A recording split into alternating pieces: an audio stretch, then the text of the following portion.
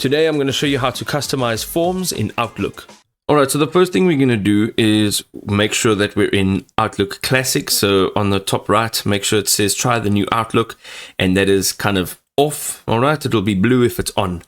Now on the top left, go to File, come down to Options, and in Options, go to Customize Ribbon. And on the right hand side in the Main tab, make sure that this Developer tab has been checked. Go ahead and say OK.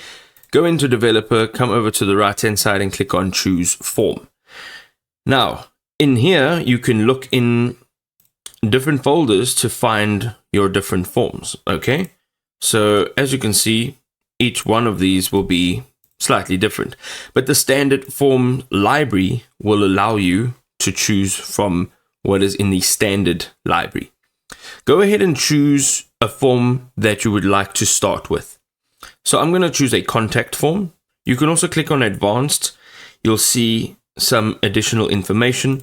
But ultimately, once you've clicked on contact, you can now change the display name and click on OK. Over here, you can customize all of the details within this form.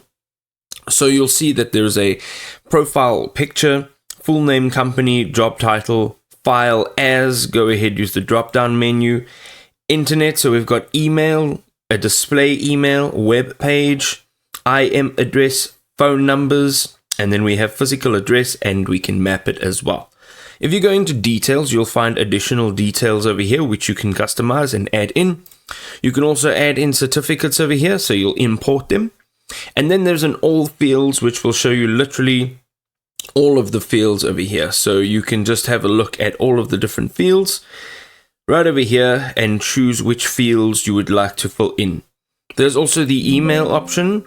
Okay, so you can go, once you've saved this, you can actually send an email, you can create a meeting with this person, you can open a call, web page, or you can even assign a task.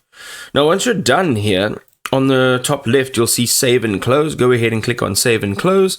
And now when you open forms, you'll be able to use this form as a template.